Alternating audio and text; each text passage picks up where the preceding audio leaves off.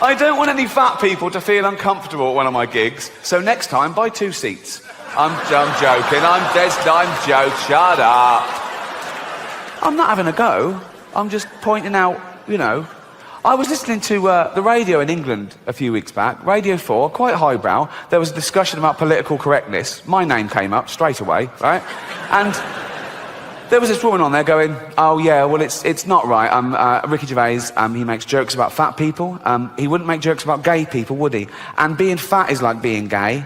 What? No, it's not. What? You can't choose your sexuality. As we've established, you choose whether to eat too much or not. You know, with your sexuality, you're born, you grow up, you discover you like same-sex relationships, and that's it. You're gay, okay? For being gay to be the same as being fat, you'd have to be born, be straight, grow up knowing you're straight, but gradually and consciously wean yourself onto cock.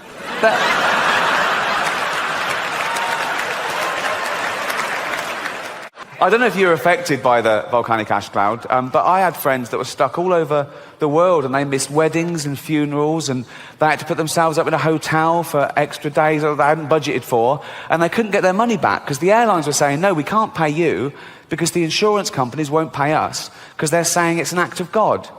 Well, what isn't an act of God?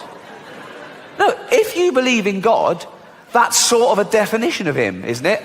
That he does everything. Isn't that right? Everything is an act of him. He's all-powerful. He's everywhere at once. He invented everything. There was nothing before him. He invented time, everything. He's across it all, okay? He doesn't miss a trick, and he's not absent-minded. A volcano going off isn't like him going, fuck, I left the oven on. You know, it's... And who are these insurance companies that can decide what is and isn't an act of God? How do they know, okay? Have they got a hotline to God? They call him up, do they? Ring, ring, ring, ring. Hello? Could I speak to God, please? Speaking. Oh, I didn't think you'd answer the phone yourself. What do you want? Oh, that volcanic ash cloud. Was that you? Yeah. Yes, that was an act of me, all right. So I shouldn't pay out. No, don't fucking pay him a penny, son. No. Brilliant, brilliant. While I've got you here, did you make a tree fall on Steve Baxter's car? There's a lot of Steve Baxters. Steve Baxter, 2 Acacia Road, Hounslow. It happened at 2:15 on the 3rd of June this year. 2:15, 3rd of June. No, that wasn't me. I was in Africa that day giving AIDS to babies. Mother, sitting at home, just reading the newspaper. This little girl comes running in. She's only 6. Hello, darling. Hello, Daddy. You've been playing? Yeah. In the park? Yeah. With your friends? Well, until the man came along. Till the man came along? Yeah, a man came along and he asked my friends to leave, so it was just me and him. Darling, come over. Whatever happened, none of it was your fault, okay, darling? None of it was your fault. But tell Daddy every detail. What happened? He took me behind a tree so no one could see what you were doing. Oh, God, darling, and then what happened? He took my dress off. Oh, God, what happened next? What happened? He took his thing out. Oh, God, darling, and then what happened? Nothing, that was it. Oh, well, make something up. He was the ringleader. Old Adolf. That name's died out, hasn't it? He killed that dead, didn't he? No one's calling their kid Adolf nowadays. No little Adolfs going to school. Loads of Brads and Angelinas, but no... Look, you don't hear the teacher doing the register. Brad here, Angelina here, Adolf here. I do that quick so no one can take a picture of me doing that. No, but people make excuses for him. People say... oh, he was stupid, he was easily led, he didn't mean that. What do you mean he didn't mean that? They say, oh no, he was influenced by the political philosopher Friedrich Nietzsche, right? Because Nietzsche wrote this paper talking about a Superman. He said, not all men are born equal. And Hitler misinterpreted this and went way too far with it. And think of that. You're a great scholar, you've done this work, and you get a call from the Führer. And the Führer goes, all right, Nietzsche. He goes, yeah, good, what do you want? He goes, just read your book. What do you think? Love it. Love all that. Man and Superman, not everyone's equal, kill all the Jews. Sorry? Not everyone's equal, so kill all the Jews. I didn't write that. I read between the lines. I didn't mean that. That's terrible. You haven't been killing... You haven't been killing Jewish people, have you? What?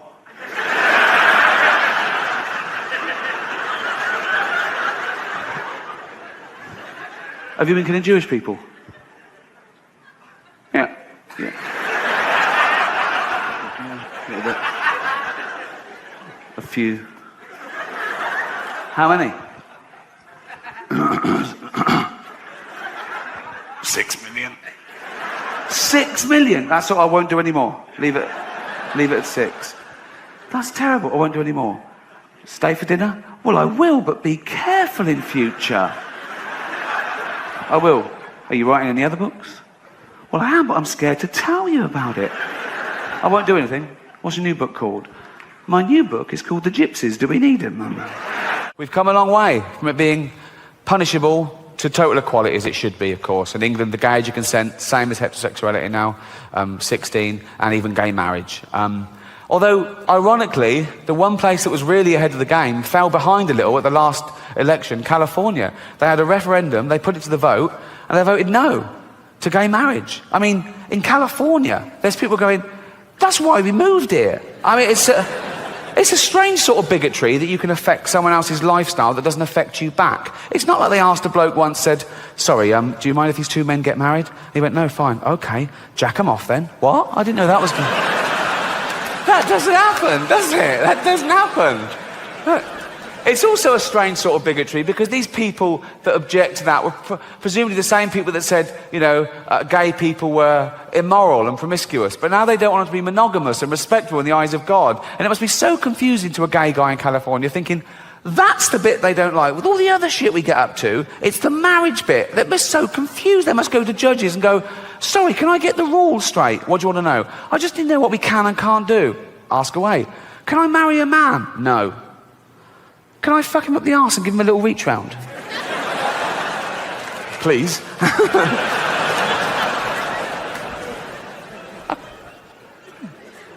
Can't marry him? No. But and the little... Can I...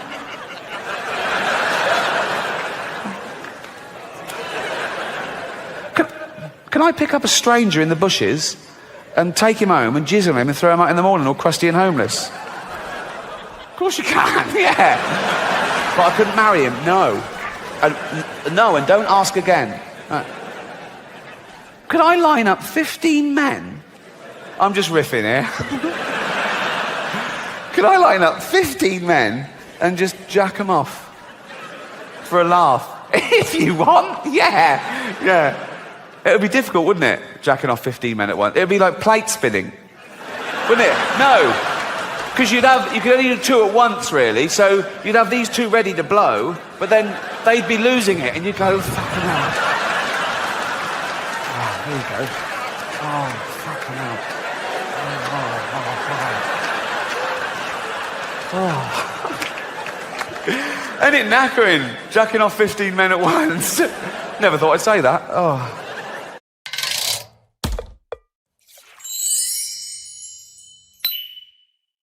If you not drive at all? I know. No, but do you know how? Well, I've seen people do it. But you don't have a license. What? You don't have a license? No. Okay. You can't drink and drive, so what's the point? Well, that's kind of...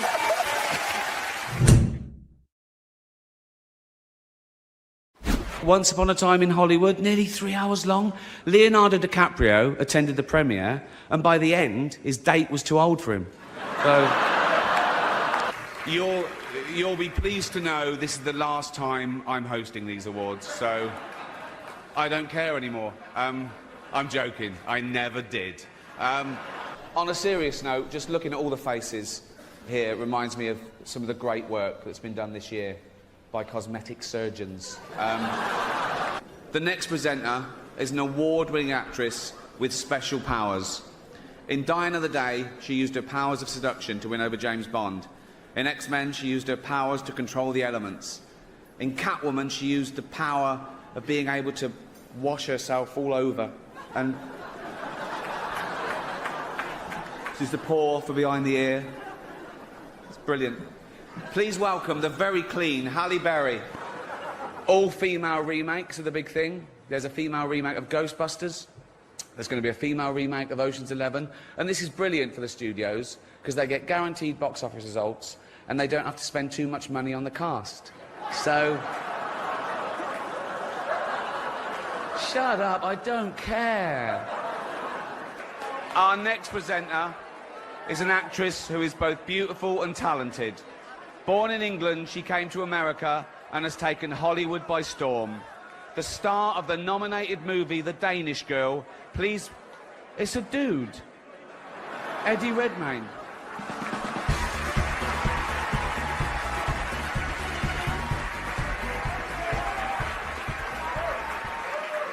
Let's see in Sweden. How Aren't foreigners funny? So how would you advertise it? How would you sit there and munch? If it's a Swedish advert, it would be a really weird one, wouldn't it? It would be something like, "You've had a plug." Oh, the plug. Flitty plug. Oh. You like soups, don't you? Yeah, Yes. yeah. Okay, so it's a cock-flavoured bouillon. Cock flavour.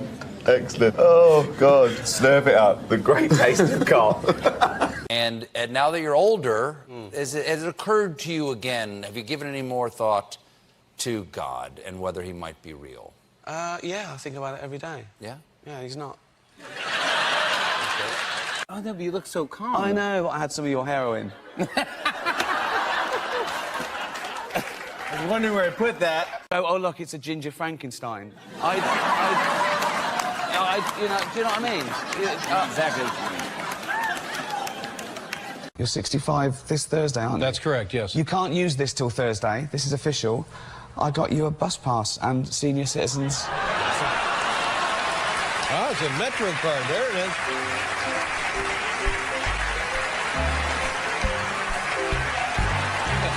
No, they ask me all the time in the press, why don't you have children? Which is a really odd question to ask someone, why don't you have children? Yeah. As opposed to asking people, why do you have Yeah. children? Do you know what I mean?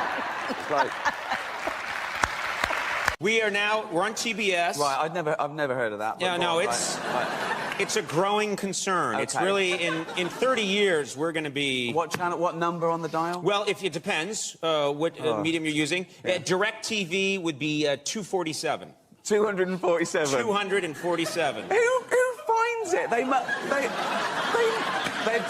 They're definitely looking for porn if they find it. I just feel like I'm not long for this world. Oh, well, you're My fine. nan, my nan used to say that. My nan said that for about 20 years. She used to say, "Oh, I won't see Christmas," right?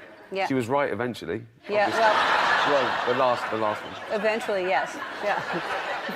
What constitutes the world of Ricky Gervais? When you say world tour, Well, because like in America we have the World Series, but it's just us fighting Exactly. us. And same as Mr. Universe always comes from Earth. You know what I mean? Yeah. So it's a fix. Yeah. You look pumped, buffed, and cut. You are ready to go. Thank you. When did this happen, for God's sakes? It's been a gradual process. Yeah. Well, what is your goal? Over 50 years. Uh-huh. Started off really small. Yeah. And what's the matter with your voice? I've got a sore throat. Ah. So that's it. How long have you had the sore throat? Just a couple of days. See, now, I had a sore throat around the holidays. It's all about you, isn't it? It's all about you. If we're out or something, I sort of like lag behind and get Jane by herself with no one on, and I take a picture of her and I tweet Jane with all her friends. Yeah. So like, imagine. Here's one you tweeted of Jane. Jane thinking about making new friends. I went, Jane, look at those crows.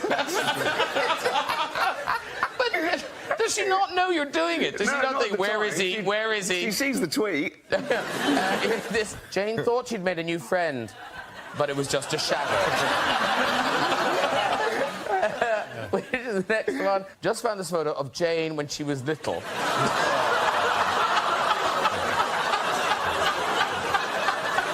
Jane is looking so happy because her new friend hasn't walked away yet.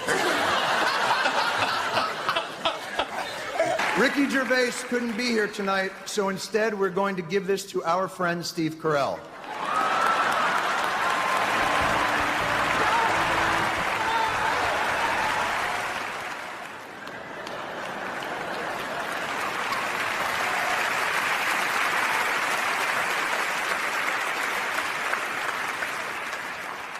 Look at his stupid face.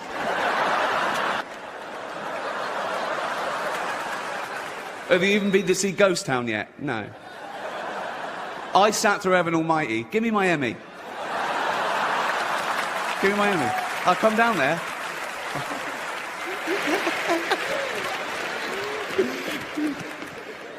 Give me it. I'll tickle you. I don't care. I've got nothing to lose here. I'm a nobody here. Where is it? Yes, you have. Stop. Yes, you have.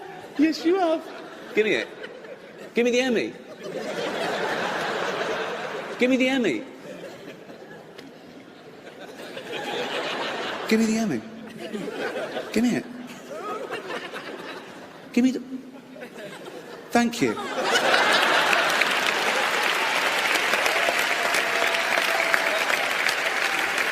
Right. Good. That's settled. These are the nominees for directing for a variety, music or comedy programme.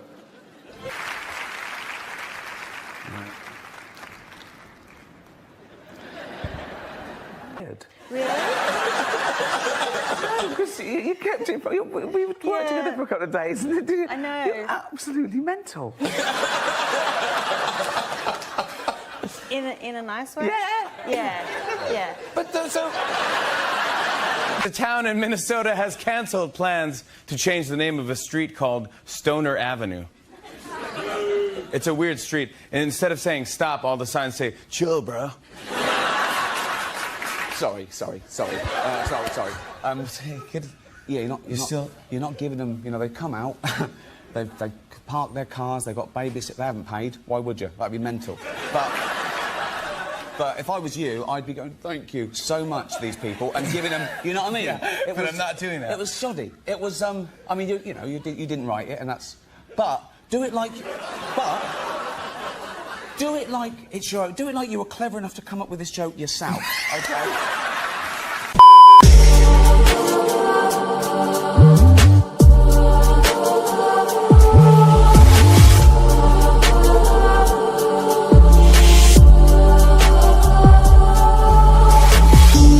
Out there, well done, Winslet.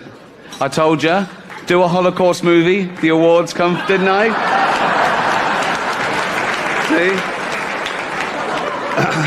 Trouble is with Holocaust films, there's never any gag reel on the DVDs. I don't know, there isn't. It's now. Don't do it. It'll be fine. Don't. How are you? Nice to have you here. Oh, it's great to be here. Yeah. Nice new studio. This is new. This is a new experience, yes. Yeah, it's great to... Giant moon, big fake moon behind you. Actually, the studio was easier to find than the channel on the TV.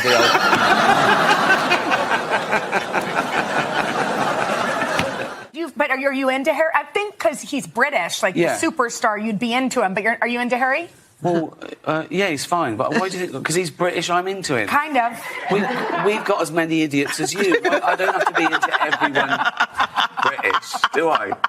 You're so macho, aren't you? I know, it's a You're so tough. I'm glad you got your shirt on. You always have to show a bit of that, don't you? No. It's for the menopausal women. And go, oh, look, he's taking his shirt. He walked to the restaurant the other week carrying a stag. Who do you think you are? 4. Hold on. And I was going to come out dressed as Adolf Hitler, right? No, wait, right? And I was going to come out there, I was just doing that, waving to them, right? And then get to the podium and let it die down and go, too much? Right? And then I wanted to look in the crowd and go, it's the wrong crowd, it's just the wrong crowd. And then I was going to say, that's the last time I borrow a suit from Mel Gibson. And I went out and said, I've got no Will Smith material, and they got a big laugh just because they were thinking it. Like, oh, yeah, it's my show, I wasn't there, right?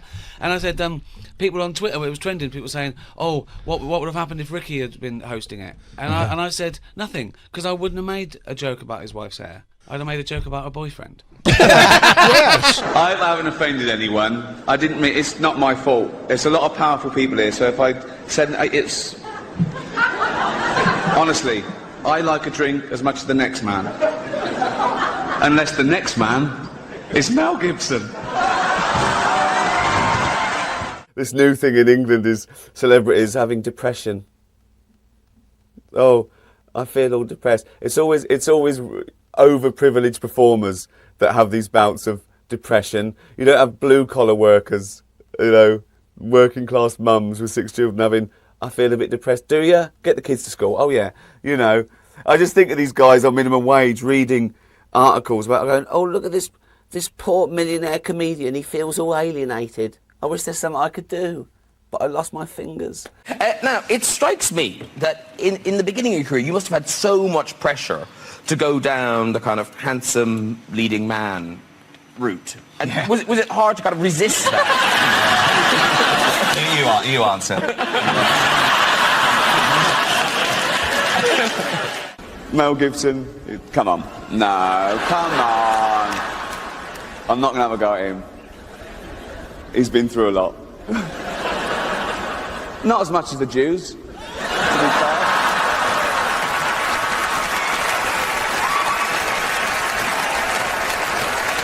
You should do one with talk show hosts. Yeah, I was thinking that just the crew. Me, Leno, obviously, brilliant.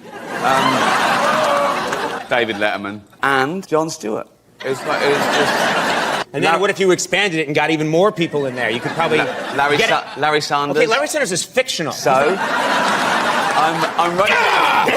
Come on! If you do win an award tonight, don't use it as a platform to make a political speech, right? You're in no position to lecture the public about anything. You know nothing about the real world. Most of you spent less time in school than Greta Thunberg. So, if you win, right, come up, accept your little award, thank your agent and your God, and... So... The next presenter is an award-winning actress with special powers. In Die Another Day, she used her powers of seduction to win over James Bond. In X-Men, she used her powers to control the elements. In Catwoman, she used the power of being able to wash herself all over. And she's the paw for behind the ear. It's brilliant. Please welcome the very clean Halle Berry. All female remakes are the big thing. There's a female remake of Ghostbusters. There's going to be a female remake of Ocean's 11. And this is brilliant for the studios because they get guaranteed box office results and they don't have to spend too much money on the cast. So... Shut up, I don't care.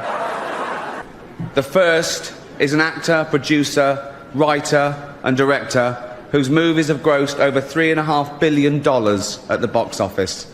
He's won 2 Academy Awards and 3 Golden Globes for his powerful and varied performances, starring in such films as Philadelphia, Forrest Gump, Castaway, Apollo 13 and Saving Private Ryan.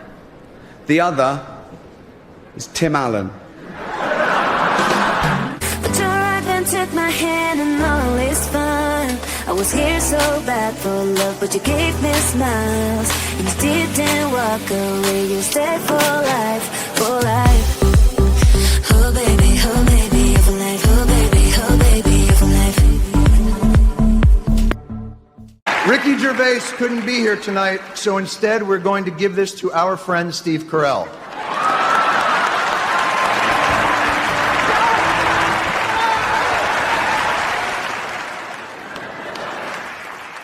Look at his stupid face. Couldn't actually win one of his own, so he stole someone else's. A few years ago, on this show, I made a joke about Mel Gibson getting a bit drunk and saying a few unsavoury things. We've all done it. I wasn't judging him, but now I find myself in the awkward position of having to introduce him again. Listen, I'm sure it's embarrassing for both of us, okay? And I blame NBC for this terrible situation. Mel blames... We know who Mel blames.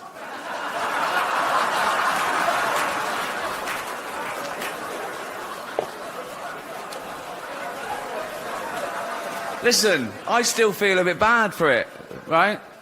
Mel's forgotten all about it, apparently. That's what drinking does. No. I want to say something nice about Mel before he comes out. Oh, yeah, OK. Here you go. I'd rather have a drink with him in his hotel room tonight than with Bill Cosby. Please, Malcolm. Mel Gibson.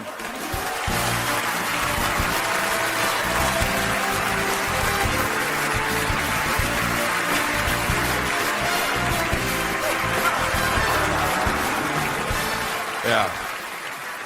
I love seeing Ricky once every 3 years because it reminds me to get a colonoscopy.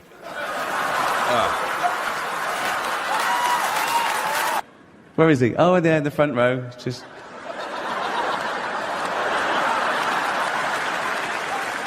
in case you have to make a dash for it. Have you got it on you? I've heard you carry it around with you to get in restaurants and stuff. I made you what? Don't look at me. I'm gone off road. Everyone's getting nervous now. There's nothing on the auto cue. I can do anything. This is live.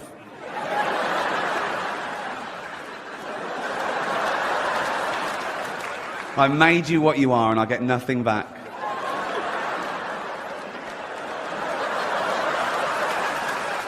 Have you even been to see Ghost Town yet? No. I sat through Heaven Almighty. Give me my Emmy. Give me my Emmy. I'll come down there.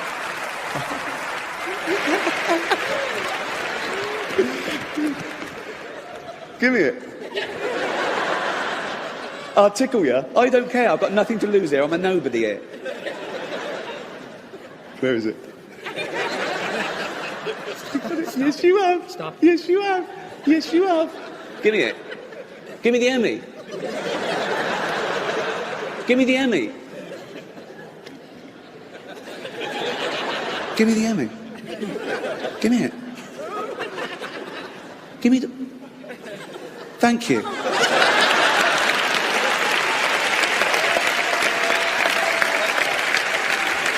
Right. Good. That's settled. But what have we got to be oppressed about? Me and you? What's our issue? No. I mean, you've got Jewish. I haven't even got that. Yeah, right. What's your thing? Nothing. I'm a white, middle-class bloke from England. I get annoyed at people eating too loudly, or a waiter not looking at me immediately, you know, or... Asking somebody the time and they go, you know, like they're doing you a big favour. Really annoys me. Yeah. And also, if there's two people and you bump into each other, right, it's equal. We weren't looking either. I go sorry, they go, well, hold on. Yeah, It's the same exactly. for You both hit of me us. too. I know. What are you doing? I know. Yeah. And that makes my blood boil, which is Right. weird. That's all I've got. Yeah. No one's dying. No one's starving. I haven't got any fatal diseases. But a waiter's got the television on too loud, and he's not even... Well, it's not for you, you know. And barmen have the television on. I was just getting to the age where I could ask, right? When you hit sort of like 36, you can go into a pub and say, can we have that telly off, mate? Yeah. Right? Then I became famous. And now I can't again. So I have to sit there and see it, because I don't want anyone to go, right. Oh, look, he's changed. Yes, yeah, You know? exactly. People really want to say that too. Before it was, they're going to go, a bloke came into the room and he wasn't polite. Now they're going to say, Ricky Gervais came into the room and they can pinpoint who that person is. Oh, well, it affects your tipping, that's for sure. Yeah. And what do you do? Yeah. What do you up the tip? I got to double it, you know. But where does it stop with you? You give him $10, they could go, $10 is nothing to you. Yes, I know. See, that's the thing.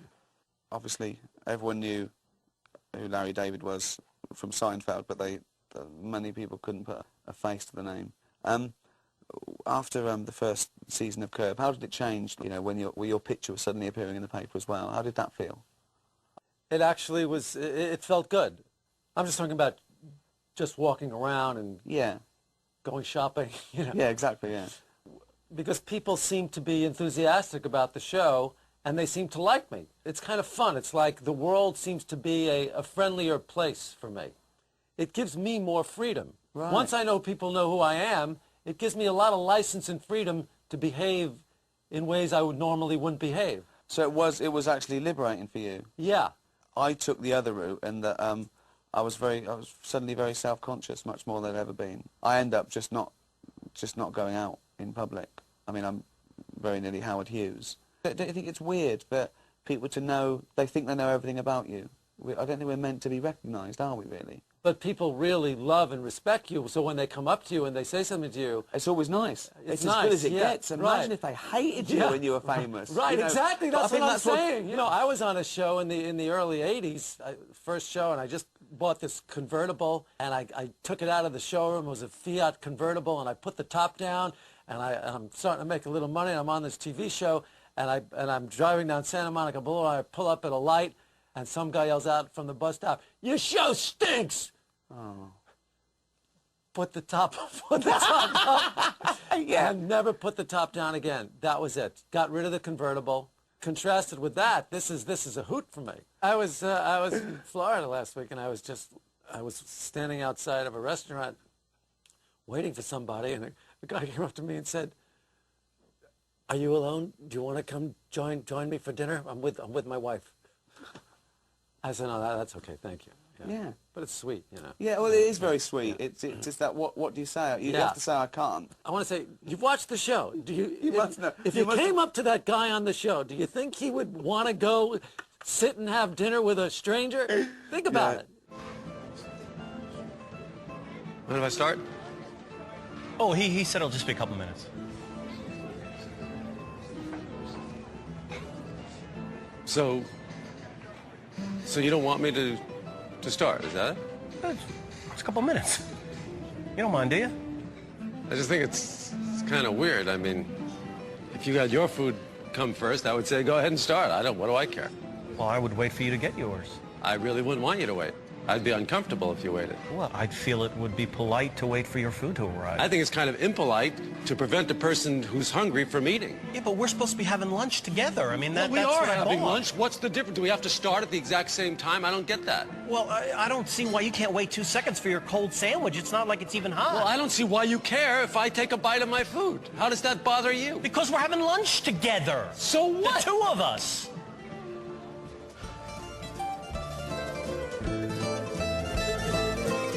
I came from sort of nowhere, so there was like a mad sort of interest, a mad frenzy, and that gave me the creeps. The interviews, just, you get bored with talking about yourself. Some of them are banal. I cringe every time I read anything, any interview. I cringe from it. Cringe. Because there's rarely a rapport with anybody who's talking to me. They don't listen even to what you're saying.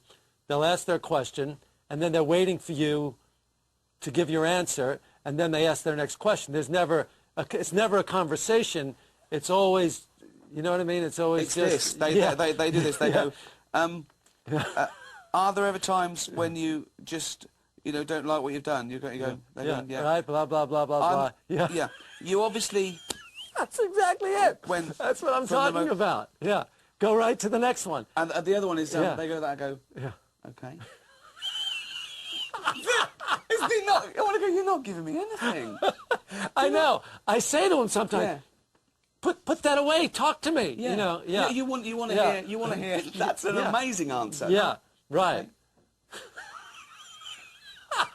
So, where did you meet Jerry? Yeah. Now, the other thing I have a hard time with is going on shows, talk shows and stuff like that. I only see a downside to it.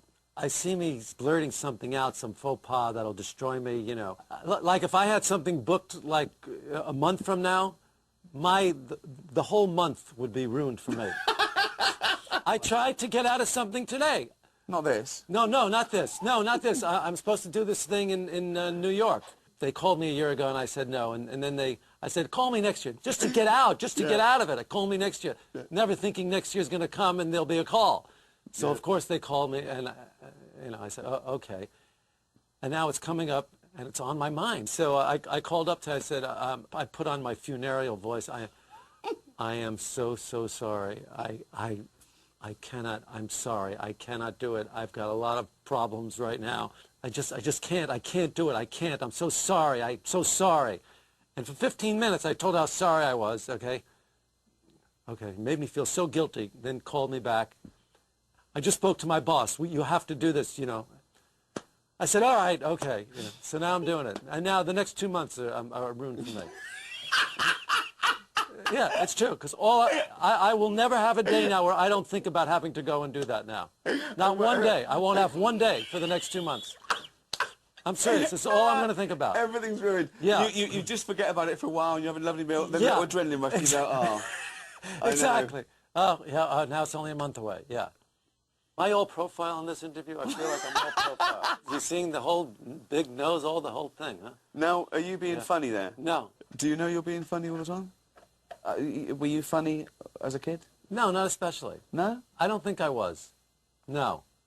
I would do stuff for the family. Little, performance kind of stuff. Elvis and stuff like that. You know, I'd come in and do Elvis. But I wasn't witty, I don't think. I think you have to be a certain age to be funny. Yeah. So few people under 30 are funny. You have to discover when you're inadequate in order to be funny. And Absolutely. you don't know you're inadequate when you're a kid. Feasibly good-looking, clever, popular people doing things brilliantly. Absolutely. Who cares? Yeah. I started to become funny when I realized I was inferior and inadequate. Mine was when I got fat. Well, Really, same deal. Yeah, who's an audience going to laugh at? The guy who gets up on stage and talks about how he got the girl, or the guy who's telling the funny story about how he didn't get the girl? Come on. You can't give yourself a cool role. We've got to be the putts. But psychology, psychiatry, neuroscience, it's still in its infancy. And we still know so little about the brain. And 150 years ago, we knew nothing. It was all guesswork, right? And everything was just mental. If you weren't a white, sort of heterosexual, married Christian man, right? If you deviated too far from that, mental. They just went mental, like homosexuality, mental illness, you were put in an asylum for life, or worse, tortured. Women who fell pregnant out of wedlock, mental, asylum for life, right? And now we understand things more, we're more tolerant, I think it's going too far the other way, though, because now nothing's mental. You can't find something that nothing is considered mental. Everything is a syndrome or an addiction or a preference, right? I could have my legs removed, have wheels put on, identify as a pram, right? And if you say I'm mental, you're a bigot, right? Now, that's a bit hack, that joke now, isn't it? Oh, I identify as a thing then, right? It's a bit old-fashioned, right? But I'm going to leave it in to annoy people, right? Because that's the bit that'll offend people. Same as humanity. I talk about AIDS, famine, cancer, the Holocaust, rape, paedophilia. But no, the one thing you mustn't joke about is identity politics. The one thing you should never joke about is the trans issue, right? They just want to be treated equally. I agree. That's why I include them. You know?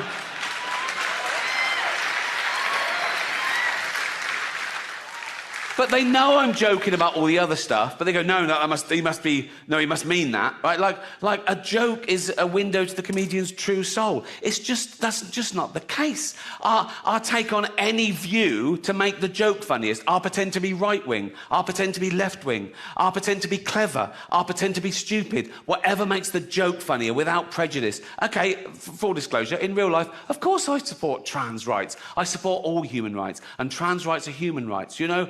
Live your best life. Use your preferred pronouns. Be the gender that you feel that you are. But meet me halfway, ladies. Lose the cock. That's all I'm saying. That's all.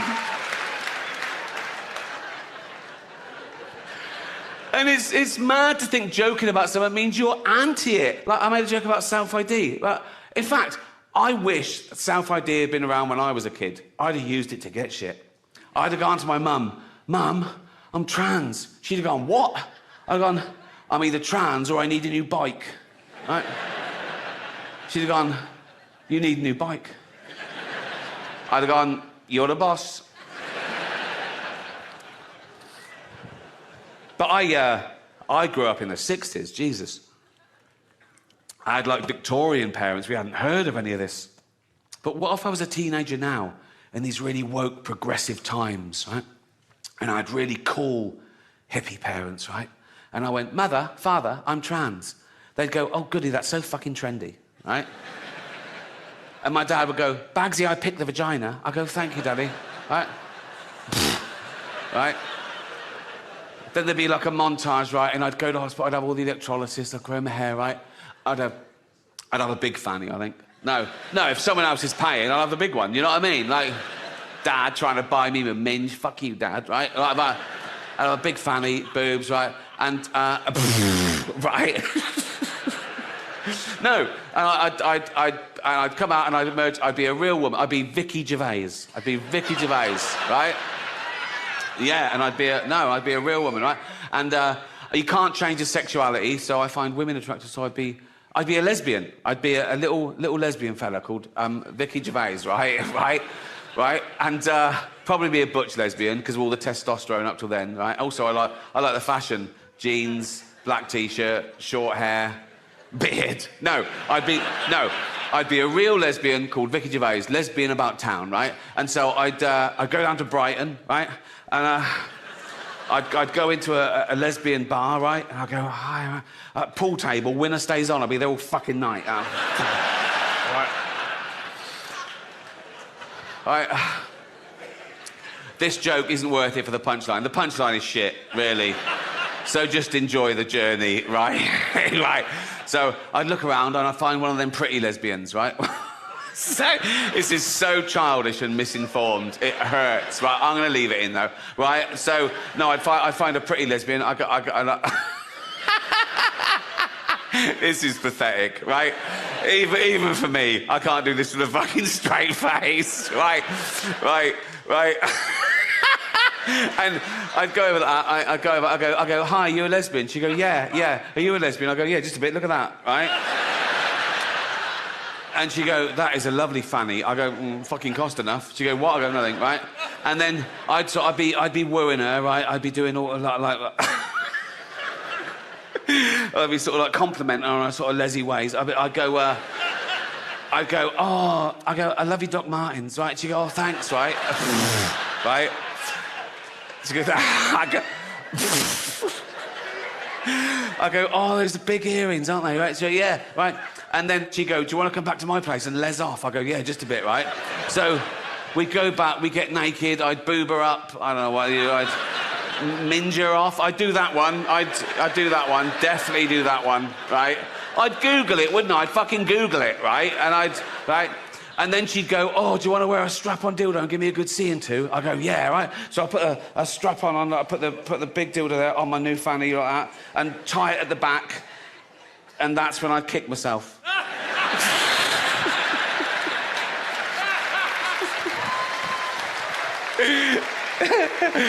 I told you it was shit, didn't I? Oh, God.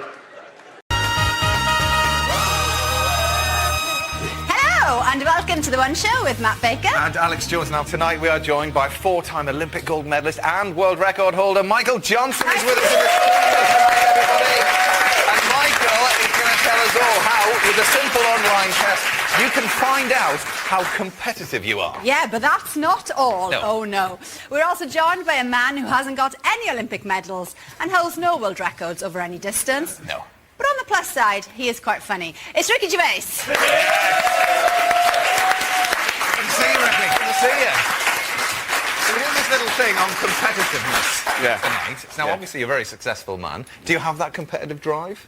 Over trivial things. Oh, really? Oh, yeah. Like Tiddlywinks. Tiddlywinks, pub quiz. I'm heckling the presenter, and I'll be pedantic. I'll try and just get one extra point. Oh, it's terrible. It's awful. I'm a typical bloke. I can't lose at Trivial Pursuits. That's forget it. Okay. Yeah. Oh, well, we'll talk to Michael about that later. Okay, yeah. Very interesting little... Running? Yeah, carry on. You can win. Yeah. Well, brilliant. Well, Ricky's here to talk about his brand new series, or the third series of the series, The Ricky Gervais Show, where he appears as a cartoon. And it's not a bad likeness, this. No, it's not. But watch out, Ricky. Watch out, because if the similarity gets any closer, you might accidentally stumble into Uncanny Valley. I hope not. I think it's a bit creepy. That's creepy. It's that whole thing that you just can't relate to that character at all. You know they've got no emotion, so therefore it's a bit weird. What did you make of Emily there, Ricky?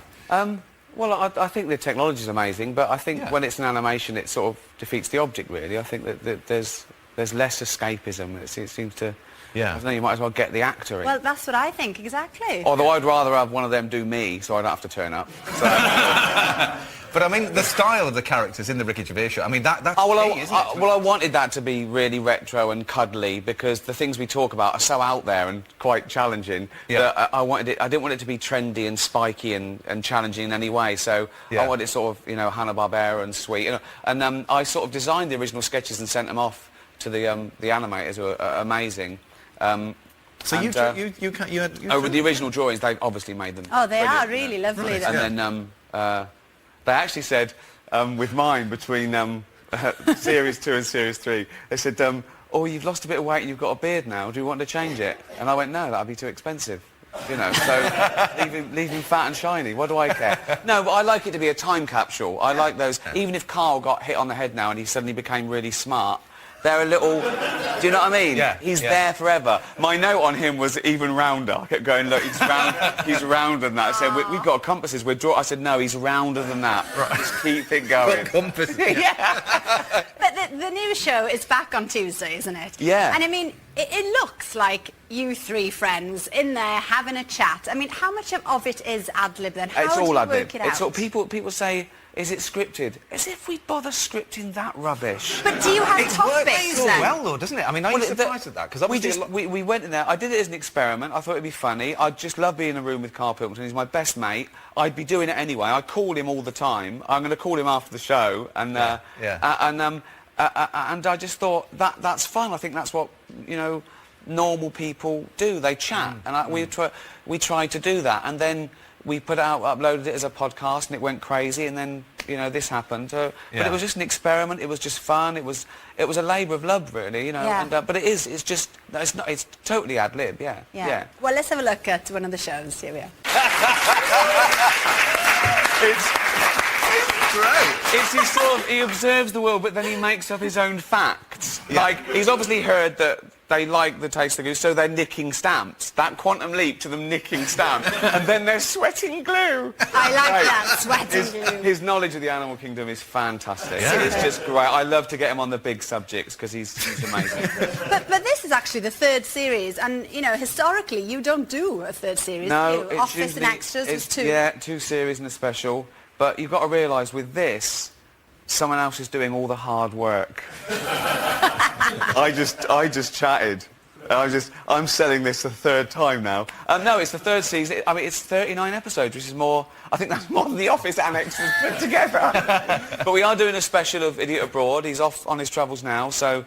You do put him in the extraordinary situations. Do you ever feel bad for that or not? No, he's my gift to the world. Yeah. And, I think he's the funniest guy in the world. He's my best mate, and for people who say I'm bullying him, write in if you want to be bullied by me, because you get your own series, you get a new house, and you become a millionaire. Yeah, it's not a bad deal, is it? Well, listen, one of the big parts of the animation is your laugh. It's brilliant. Okay, we've got a little game for. Well, brilliant to some. Well, some people want to scratch their own ears off. Well, let's have a little reminder of the laugh. Here we go.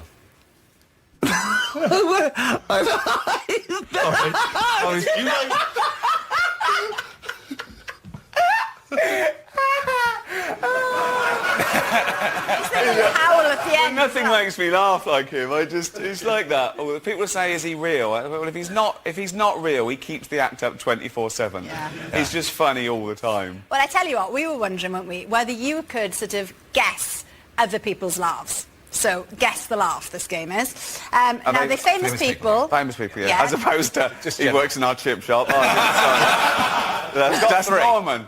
We've got 3. OK, Ricky. Listen up, here comes the first one. OK. Sid James. Nailed it straight away. That's really good. Very good. Yeah, very good. OK, here's our second famous laugh. Again. I've no idea. Think about it. He's a friend of yours. Come on. There he is. It's Jimmy Carr. OK, stop it. It's a bit creepy after a while. It's like a ghost. Yeah. This third one's quite hard, isn't it? Yeah, good luck with this one. Here we go. It's a female. Oh, I didn't get the last one. What? Female what? Singer. Female singer. It's a female singer. Human. Human. That's her actual laugh. Do it again. I like it. Go on. One more. It's Adele. Wow. Wow. What a That's gig. good. Wow. She's got a lovely voice, but not when she laughs. That's funny. Anyway. Brilliant, there we are. The third series of the Ricky Gervais Show starts next Tuesday on E4 at 11:30. Now, Ricky, anybody who follows you on Twitter will know you're a big cat lover. Yeah. You post pictures of you and Ollie the cat quite often. Right across Britain. There we go. But did you know that as a cat lover in the 1960s, you could walk into Harrods and pick up yourself I can't believe it. a lion cub? That's ridiculous. It does sound absolutely mental, but anyway, here's Giles to explain all. Goosebumps, that has. What a moment. Oh, me and Giles have got tears. It's an amazing It's story, everywhere, isn't it? Yeah, yeah. It's an extraordinary story, and it is not unique. I've got another bit of footage to show you now about Queeby the gorilla. Queeby the gorilla was brought up in captivity at the Aspinall Family Zoo in Kent, hand-reared for 5 years. Then he became too big. They knew they had to release him into the wild. Yeah. They went to West Africa, to the Gabon, and they gave, as it were, Queeby back to nature, as they rightly should. 5 years later, Damien Aspinall thought, I wonder what's happening. So he went to Africa 5 years later. The last time Queeby had been seen, twice he'd attacked humans. And Damien went in a boat to try and find him. Came to the shore, calling out his name, looking for this wild gorilla. And watch what happened next. And I go and see him, and he embraces me and hugs me, and there's just not many better moments than that. You know, you develop these incredibly strong emotional bonds because they're so closely related to us. See, Damien and the gorilla had not met for 5 years, but the gorilla definitely did remember. And this is all to do with something called imprinting. Essentially, about 100 years ago, this was discovered. When baby animals are born, indeed when birds are hatched from their eggs, the first thing they see, even if it's an inanimate object, the first thing they see moving, they want to follow it. It imprints itself on them. And this actually has had some wonderful implications in terms of conservation. Condors in California were dying out. There were about 9 of them left in the early 1980s, because condors, great wild birds, they only breed when they're about 6 years of age. They breed quite slowly, only 1 egg every 2 years. So they had this idea of actually taking the egg away from the live condor, letting it hatch, and then showing the condor a puppet of a condor. Here's a photograph of a puppet of a condor apparently rearing a baby condor. This enabled the adult to give birth to another chicken and lay another egg. And they were able to, as it were, rear these baby condors with puppets of condors. And now in California, from 9, there are about 178 condors. Yeah. It's amazing. It's that interesting argument of should you allow the imprinting to happen with the humans, which obviously it happened there with the lion cub and the the problem gorilla. is, if in general you shouldn't keep wild animals. It's simple as that. The fact they are so intelligent and it proves they shouldn't be imprisoned for our amusement. They're not here for our amusement. It is a privilege, and that's a nice ending, but it shouldn't have been in Harrods in the first place. It's people see things like this and they think, oh, how cute, I could have one, and they just shouldn't. Yeah. You just shouldn't keep a wild animal. And it can't be done now, of course. There was legislation that followed that made it impossible. And it does now make a contribution to conservation. So it's a difficult one. Yeah, that's different. Well, thanks, Giles, for that. Thank Lovely. you, Giles. Thank you. Now, the Boeing 787, or Dreamliner as it's known, has landed in the UK for the first time, and from next year will be transporting thousands of us on our summer holidays. But the makers claim that it's one of the quietest and greenest airliners ever made, so we sent the sceptical Matt. We are joined now by Olympian and world record holder Michael Johnson.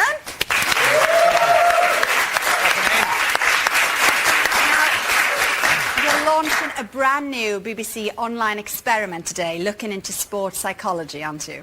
Right, and it's, it can help anyone. So anyone who goes online and takes the test can be helped about, in terms of the pressure they feel, whether it's a job interview or speaking in front of people or sitting next to Ricky. It can help you, understand how you deal with pressure. And then all of the data that's you like that, huh? Yeah. All of the data that's collected will help scientists and psychologists figure out, what type of characteristics actually make people better at handling pressure and worse. But the one thing that most people don't understand is that you can improve. Yeah. So you don't have to stay where you are. It's interesting, Tess. We did it this afternoon. Yeah, You we find did. out in what conditions you work best in. Yours was happiness, wasn't it? And mine was excitement. And then, you give your little tips as we go. Now, Ricky was saying earlier on, and kind of jokingly, but pub quizzes and Trivial Pursuit and stuff like that. What state are you in when you're playing that? Because this is the key, isn't it, Mike? It is. I just want to win. But are you angry? Anger. Anger. No, it's sort of tongue-in-cheek, but it's that thing of pressure. I suppose I do go from 0 to 60. I can be having the best day in the world, and something goes wrong, and it's like, yeah. So it's. Well, I told him what. So it's angry. Yeah. So I suppose I try and rule stress out of my life actually. So I avoid stress by making sure things are okay. I don't know if that counts. But that doesn't necessarily mean that he's going to perform better when he's angry. You would need to take the test to see, but I don't. Yeah. Some people feel more comfortable when they're angry. Like I felt better and I competed better when I didn't really like one of my competitors. Right. But you can't really rely on But yours that. is explosive, isn't it? Yours is sort of like physical. But I don't want to have to be running around trying to find somebody to be angry about, before I go into a race. So you can't really rely on that. No. And you want to make this the biggest experiment of its kind ever, don't you? Yeah, It's competitive, we just launched. That's why I'm doing a bigger one. It starts on ITV tomorrow. Okay. Oh, go on, Michael. So, the idea. Yeah, let me go on. We just launched it this morning. 18,000 people have already signed on to it, and so we want to get over 1 million people. And this will, and again, it helps people understand better how they deal with pressure and how to improve themselves. Yeah. Okay. Well, we can see you here in outstanding form. This is you. It's 16 years ago, I think, setting the 400-metre time and set that record more and more and more. But how secure do you think it is these days, Michael? You never know. And, somebody's going to break it one day. You never know when someone's going to come along, some kid who's tremendously talented and who takes the online experiment and finds out that he performs really well under pressure and he goes to the Olympics and he breaks my world record. And then, and look, the special thing about records is breaking them. I'm not doing anything right now to hold it. I'll never forget the moment I broke it. It was a great sense of accomplishment, and I'll always have that. Well, it's so inspiring to talk to you. Thanks ever so much for dropping in. If you want to get involved with the Can You Compete Under Pressure test, then all the details are on our website, or you can go direct to bbc.co.uk/compete. Thank you so much for coming in, Michael. Ricky, lovely to see you. The Ricky Gervais show starts next Tuesday, E4 at 11:30 p.m. On tomorrow night's show, it's only the greatest living painter that I know. Do you know who it is, yes? Ralph Harris? Indeed. We'll see you tomorrow. We'll see you tomorrow. The other one is when there's a terrorist attack. It's good intel. It's going to happen. Okay. My brother, his best friend, works for the CIA. And he got this information from the highest source possible that there's going to be a terrorist attack this weekend in L.A. Yeah. If there's going to be a terrorist attack, you should leave. Right. But Cheryl's got this event. Right. We got to get out of here. Yeah, you got to get out of here. Actually, this weekend is a big NRDC benefit that we've been working on for months, and Alanis Morissette is going to be there. I mean, I'm thinking out loud. Why don't we call the terrorists and ask them, could they pick another weekend that's more suited for you? No, but postpone the benefit. Let's get out of here. I thought I'd never say this, but Larry's right. And it absolutely sums it up, where Larry, he says the thing that's on his mind. It might not be the right thing to express, but he's totally right, morally. Well, maybe, maybe I can go. And where are you going to go? Could go golfing at Pebble Beach. Why do I have to go down with her? Yeah, why is it all the burden on you to stay to her event? Why didn't she come with you and not be killed? Right. Surely it'd be better to not be killed together. She has the option of coming She has with the me. option. Yeah. You've given her the option. Yeah. She can't see that. If you feel good about one of us dying and the other one surviving, and you can live with that for the rest of, then you should go golf this weekend. I'll think about it. Think about it. The one thing about that scene that I should mention that's interesting is that was completely made up on the spot. That wasn't even in the script at all. The idea of staying back. Yeah, that wasn't in the script at all. What happened was when Wanda leaves the house at that moment, and the two of us are left on the couch, the scene was supposed to end there, and nobody, the director didn't yell cut. Lovely. Again, it's the bad thought. It's the bad thought. That usually goes unexpressed. Yeah. With the writing process then, presumably you storyboard the whole trajectory and individual episodes, and then how does it get from the idea to screen? You know, I walk around with a little pad, and whenever I get an idea, I jot it down. And then I have another book where I take all the ideas and I put them in another book. In your best handwriting? In my best handwriting, yeah. So before I write a show, I'll just, look in the books, and then I'll think, oh, that would be funny to do with that. Oh, those two ideas really would work well together. And so what would a typical script say? Laura, bring me in a script. Oh, fantastic. Huh? I don't care. Bring me in anything. Bring me in something from, not this season. Bring me in something from season 4. And, so I'll take 2 or 3 ideas and kind of put them together and build a story. Okay, so this is from the show, the carpool lane when I picked up the prostitute. Yeah.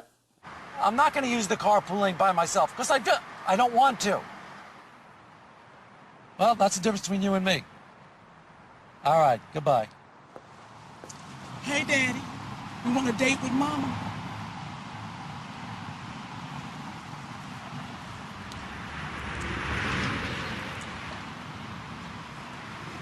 Get in the car.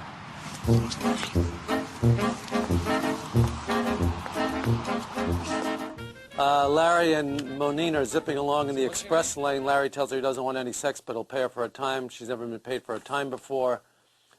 And she tries to figure out how many blowjobs and other forms of sex she'd normally have within that period, which Larry, of course, disputes. So, there's tracks to go on here. Exactly. I can get 4 blowjobs an hour. 4 blowjobs in an hour? Oh, yes, I'm good, okay? Hey, I drove a cab. I used to drive around for 2 hours. I couldn't get a fare. You telling me you're getting 4 blowjobs in an hour? Yes, honey, you done picked up the best.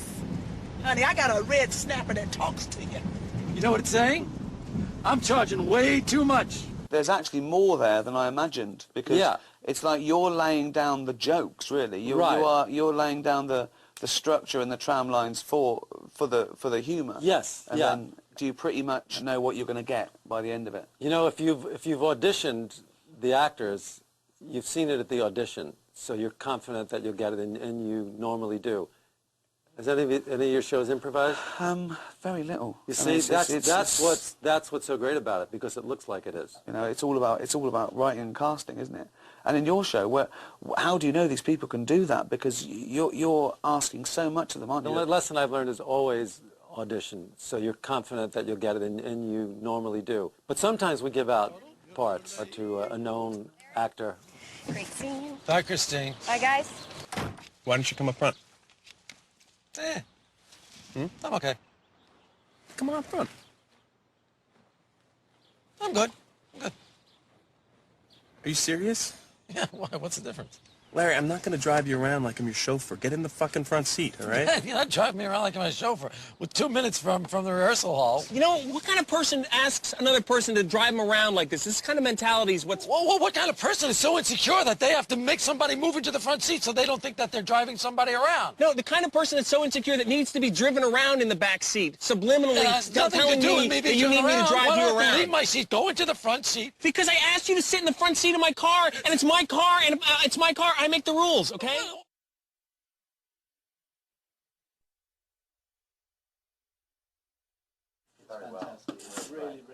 What is this going to be cut down to? About an hour. An hour? You're kidding. It's an hour? It's a difficult question for you. I love Jewish humour, but I don't know exactly what it is. What's Jewish humour? I really don't know. I don't know what it is. I know that there's a lot of Jews in comedy. There's themes to Jewish humour that you could probably cite.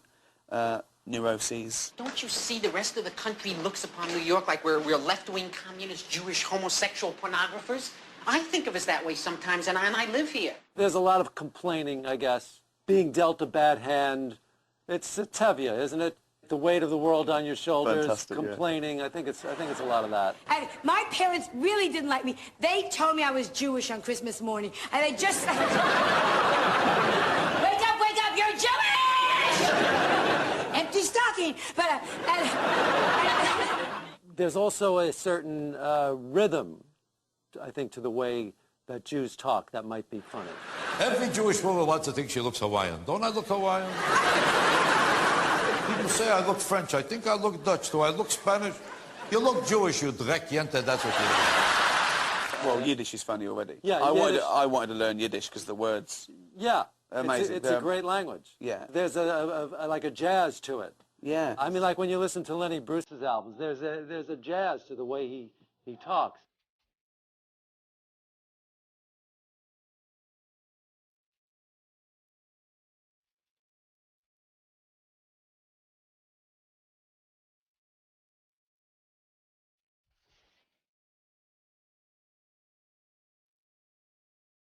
I grew up loving the Marx Brothers. I actually got a picture of Groucho, and there's such an amazing quote. He said when he was 80 years old, he said, "I'm going to Iowa for an award, then I'm appearing at Carnegie Hall. It's sold out, and then I fly to France to be honoured by the French president. I'd give it all up for one erection." Not great. 80 years old. Yeah, the culture of Yes. Jews being funny comes out of the I guess some kind of oppression, because oppression would lead to humor, would it not? When you're in a terrible situation, the only thing you could do is be funny. Excuse me. Are you Jewish? Are you Jewish? You want to check my penis? Okay. Huh? Is that what you want to do? My real question is, Yeah, what were is you your real whistling? question? Yeah, what were you whistling? Hello, Dolly? No, it was Wagner. Oh, was it? Yeah, You, it's a sir, major win $100. I want to know what a Jew is whistling Wagner Do you for wanna when he know? was one of the great anti-Semites of the world. You know what you are? What am I? You're a self-loathing Jew. Am I? Oh, Well, yes, let me tell you yes, something. yes, yes. Jewish. I do hate myself, but it has nothing to do with being Jewish. Okay. And I think that's the important thing, because I've often said that people get offended when they mistake the subject of a joke with the actual target. Yeah. And they're not necessarily the same thing. You can make jokes about any subject. It depends what the joke is. Yeah. There's no rules. You can't joke about this. You can. You should be You able just to. can. Yeah. Okay. And there's nothing sacred. But people then they go, wow. Yeah, but you shouldn't hurt people's feelings. Well, you can if their feelings are wrong. Yeah, yeah, You know, yeah. if you don't like the facts, don't change the facts. Change the feelings. Yeah. You know. Jada, I love you. G.I. Jane 2, can't wait to see it. All right?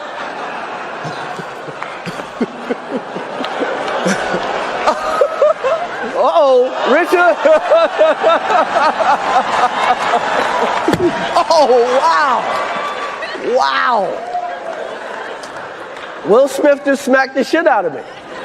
How arrogant are you to think that you deserve to go through life with no one ever saying anything that you don't agree with or like? I want people to stop saying that joke's offensive. Yeah. I want them to start saying I found it offensive, because you've got to own the emotion, because that's all it is. You're just telling me how you feel about it. Yeah. There's nothing intrinsically offensive about this joke. Keep my wife's name out your f***ing mouth. Wow, dude. Yes. It was a G.I. Jane joke. Keep my wife's name out your f***ing mouth. I'm going to, okay?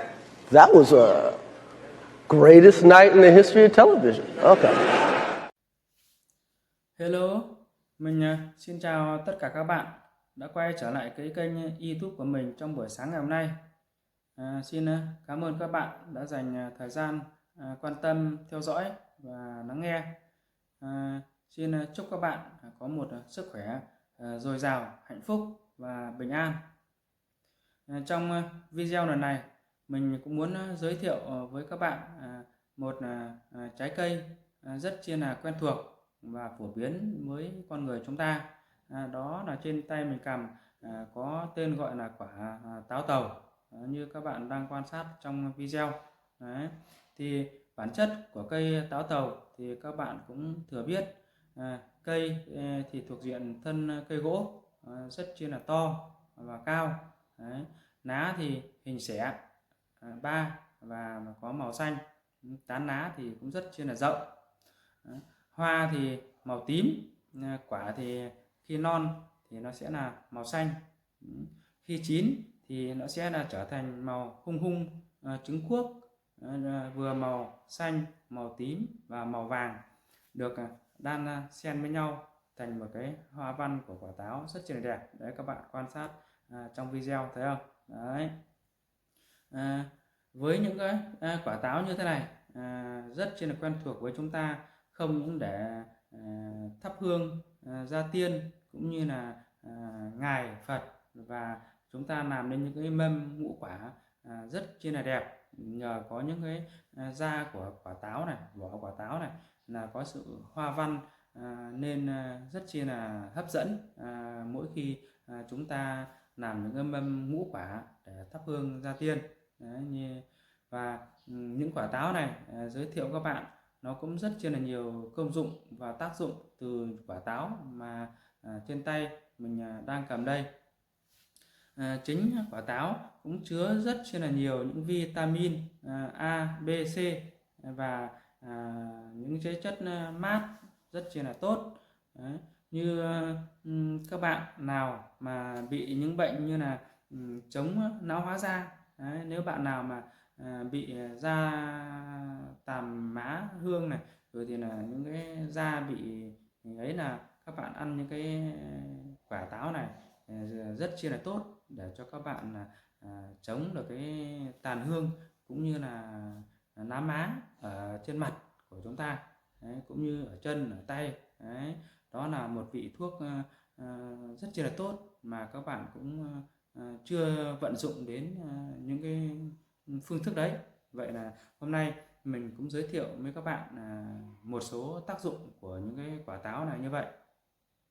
Thế thì ngoài chống những cái bệnh lão hóa da ra thì còn có rất nhiều những bệnh như là ví dụ ngừa những cái bệnh như ung thư là cũng rất chi là tốt, hay là những cái bệnh cho tim mạch, những cái bệnh nào mà các bạn nào mà bị trầm cảm hay là bệnh tim mạch thì các bạn cũng nên ăn những cái quả táo này tăng cường hơn, rất chi là tốt. Và có những tác dụng như là giảm mỡ máu. Nếu các bạn nào mà bị gan nhiễm mỡ, máu nhiễm mỡ thì các bạn cũng nên tận dụng từ những cái quả táo này mà mình đang cầm ở trên tay đây. Rất chi là có những tác dụng để cho các bạn áp dụng vào để sử dụng vào khi những căn bệnh của mình. Ngoài những cái máu nhiễm mỡ ra thì nó còn có những cái tác dụng như là giảm